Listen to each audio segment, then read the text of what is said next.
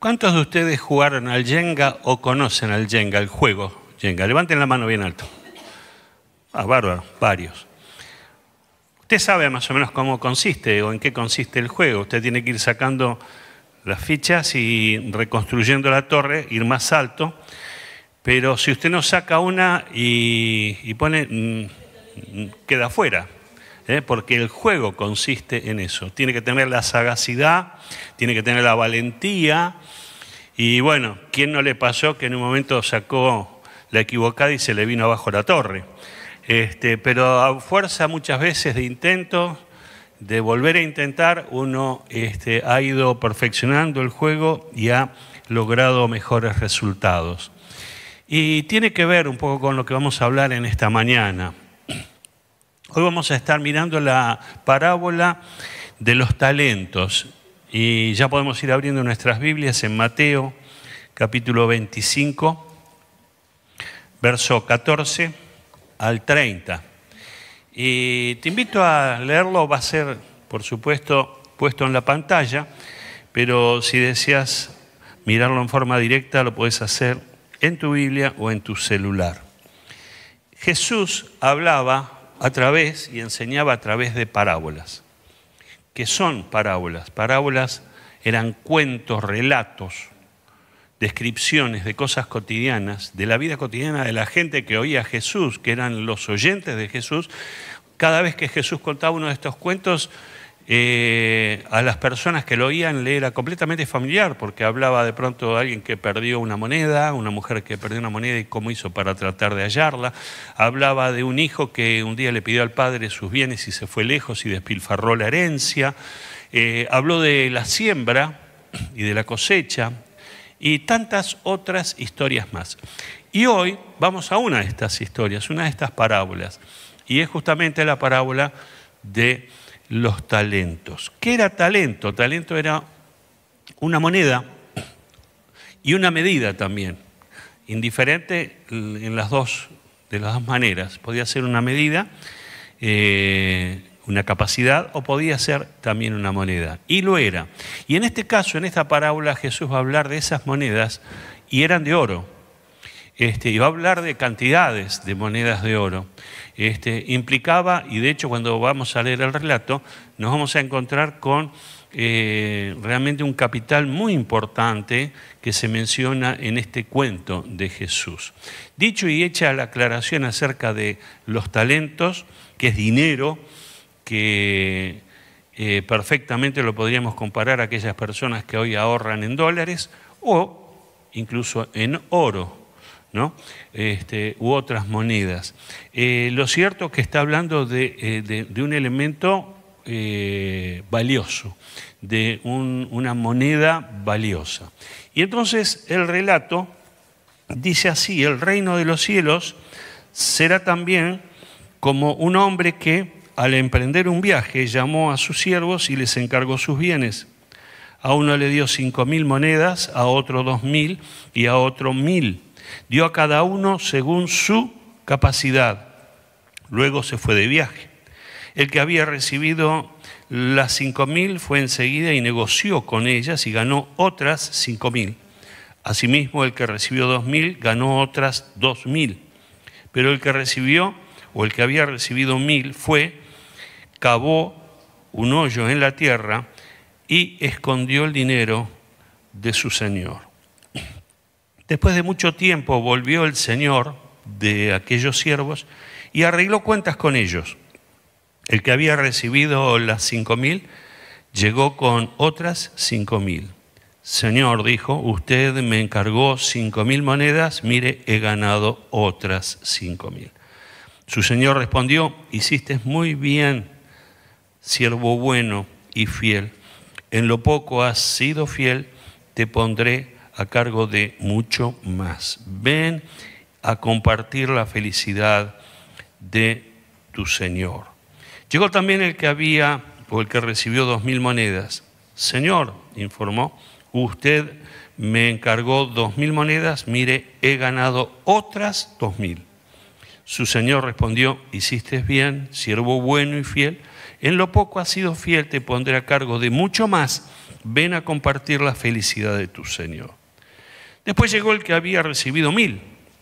Señor, explicó, yo sabía que usted es un hombre duro, que cosecha donde no ha sembrado y recoge donde no ha esparcido. Así que tuve miedo y fui y escondí su dinero en la tierra. Mire, aquí tiene lo que es suyo. Pero su señor respondió, siervo malo y perezoso, ¿así que sabías que cosecho donde no he sembrado y recojo donde no he esparcido? Pues debías haber depositado mi dinero en el banco para que a mi regreso lo hubiera recibido con intereses. Después ordenó, quítenle las 1000 monedas y désenlas al que tiene las 10.000. Porque a todo el que tiene se le dará más y tendrá en abundancia. Al que no tiene, hasta lo que tiene se le quitará. Y a ese siervo inútil échenlo fuera a la oscuridad donde habrá llanto y crujir de dientes. Comienza el relato, el cuento, diciendo Jesús, el reino de los cielos es semejante a.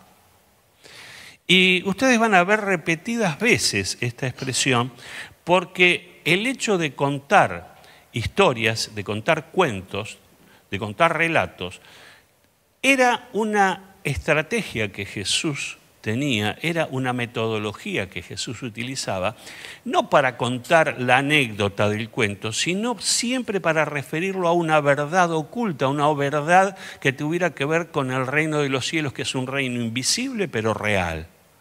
Entonces Jesús comienza, y todas las veces que cuenta la parábola, comienza muchas veces de esta manera, el reino de los cielos es semejante a, y cuenta la historia. Qué interesante es ver que entonces esta historia, que parece una historia sin demasiado interés para muchos, de pronto puede decir, pero es el cuento de 3 personas que se les encomienda un bien para que lo multipliquen, 2 lo multiplican, el tercero lo esconde y tiene miedo. Y entonces de pronto nos podemos hacer la pregunta, ¿y esto qué me dice a mí? ¿De qué me va a hablar? Y Jesús va a usar estos ejemplos cotidianos para revelar una verdad espiritual. Entonces yo les invito a predisponernos a indagar, a zambullirnos en esta historia, no para conocer los pormenores de la historia tan solo, sino para descubrir cuál es la enseñanza básica de Jesús. ¿Cuál es el centro de la enseñanza? ¿Por qué Jesús escoge esta historia? ¿Por qué Jesús habla y cuenta este cuento? Y comienza diciendo, el reino de los cielos es como, es parecido a. La historia la hemos visto. Un hombre rico, un hombre con recursos económicos importantes, decide hacer un viaje y antes de irse de viaje decide repartir su capital, su patrimonio, entre 3 empleados, entre 3 siervos. Al primero le da 5.000 monedas de oro, al segundo le da 2.000 monedas de oro y al tercero le da 1.000.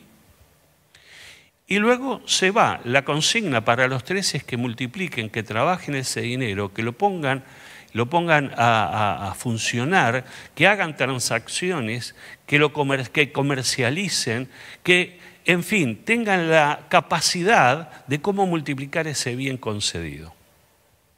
Sabemos por lo que hemos escuchado, por lo que hemos leído, que los 2 primeros casos multiplicaron al doble.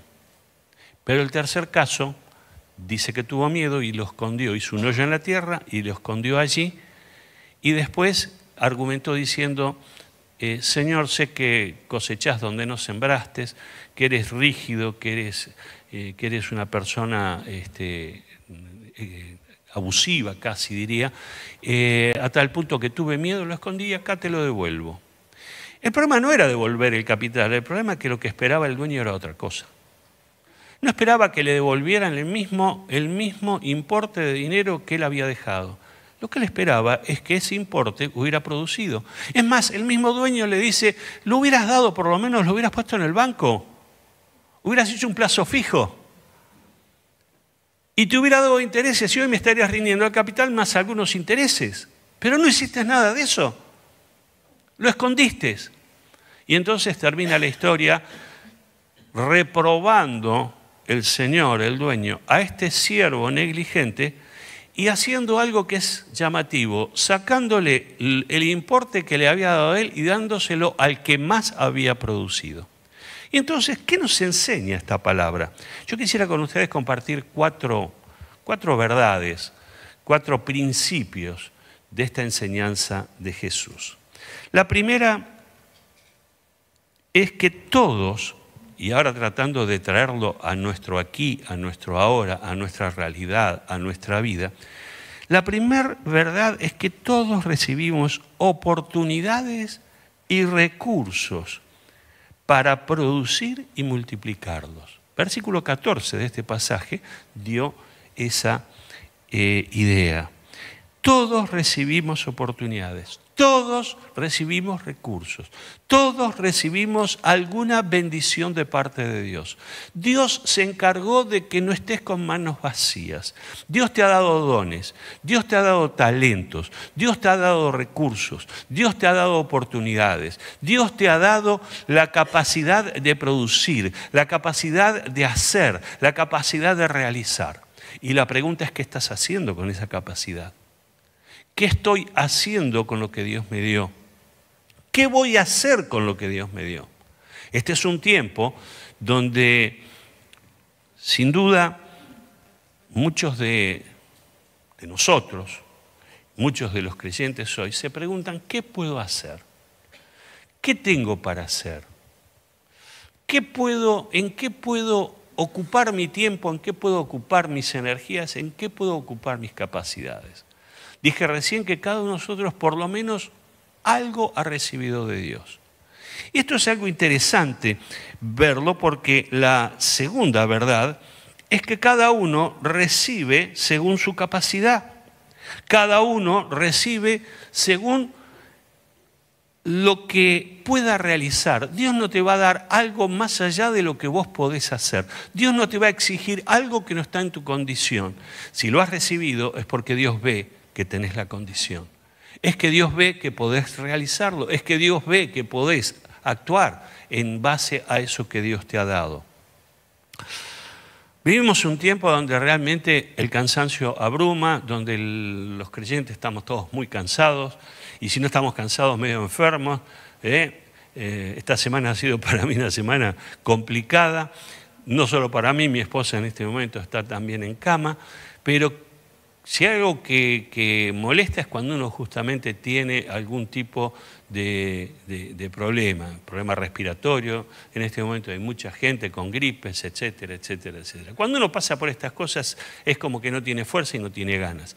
Pero nada dura para siempre. Usted no va a estar condenado a un estado gripal toda su vida, ni mucho menos. Entonces va a pasar. Pero una vez que pasa, ¿qué vas a hacer? ¿En qué vas a emplear tu tiempo? El tiempo es un talento, el tiempo es un bien, el tiempo es lo que Dios nos ha dado para poder vivir. Qué triste es vernos o ver que muchas de las situaciones que pasan en nuestra vida tienen que ver muchas veces con el desperdicio del tiempo. Se nos van los días, se nos van las semanas, se nos van los meses. Y lo peor, cuando se nos van los años. Ahora, cuando se nos van los años, fíjese, y a mí me ha pasado de poder conversar con alguna persona, una persona que ya tiene, digamos, es un adulto mayor, y de pronto, a veces, sentir expresiones como, si hubiera sido más inteligente, si hubiera aprovechado mejor mi tiempo, si me hubiera dedicado más a mis hijos, si hubiera invertido más en mi familia, si hubiera aprovechado aquella oportunidad de un negocio que no lo aproveché y se me fue, etcétera, etcétera, etcétera. Qué triste, ¿no es cierto?, es llegar a un tiempo en nuestra vida, a un momento en nuestra vida que miremos y digamos, se me está yendo la vida, se me va la vida, se me fue la vida y la he desperdiciado. Yo no sé si te ha pasado. No necesitas llegar, digamos, a que superes la barrera de los 70 años para empezar a hacerte preguntas básicas o preguntas, digamos, existenciales. A lo mejor en esta etapa de tu vida, en este tiempo que estás atravesando, ¿qué haces con lo que Dios te dio? ¿Qué estás haciendo con lo que Dios puso en tu mano? ¿Qué estás haciendo?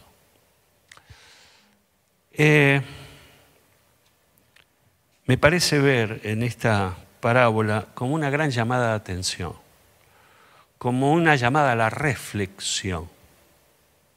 A veces en la vida de iglesia vemos algunos fenómenos que son interesantes. A veces uno ve al hecho de que las personas que se entregan al Señor en el corto tiempo empiezan y tienen un hambre, una sed, unas ganas de servir y de pronto, ¿qué hay para hacer? No voy a mencionarlos porque de pronto puedo hacer una diferencia, pero yo le invito a que cuando te des vuelta para irte, mires a la bandeja superior y mires los vidrios de la bandeja superior. No esperes cuando te vas, date vuelta, mira los vidrios de la bandeja superior. ¿Cómo los ves? Ahora se ve a través de ellos. Antes no veíamos nada, veíamos nebuloso. Estaba todo opacado. Hubo dos hermanos que con un andamio se subieron allí y lo limpiaron. Y hoy nos permiten a nosotros disfrutar de esa bendición. ¿Alguien les rogó? No.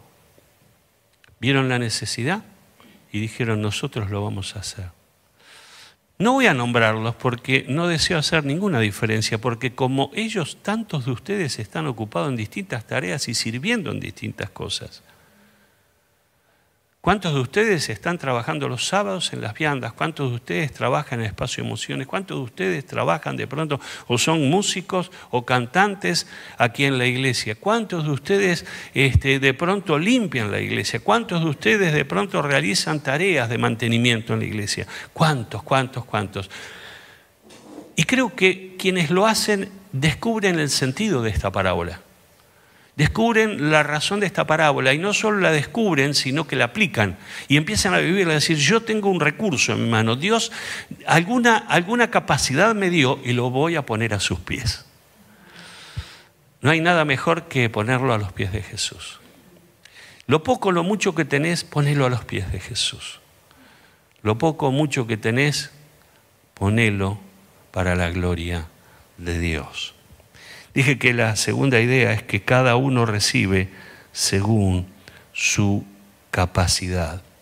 ¿Qué quiero decir o qué quiere decir? Y lo dice esta parábola, que ninguno de ustedes se le va a dar más que después no pueda rendir. No se le va a poner una exigencia más alta de la que pueda atravesar, de la que pueda realizar. Entonces tenés que tener paz. Dios va a poner en tu mano lo que podés realizar. Y si no lo podés realizar vos, a lo mejor se lo dará a otro, sí.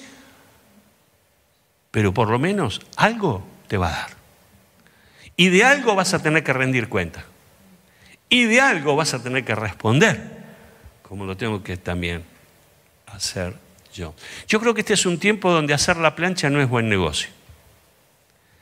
Y a veces uno se acostumbra, ¿no?, a vivir haciendo la plancha. Que laburen otro, que lo hagan otro.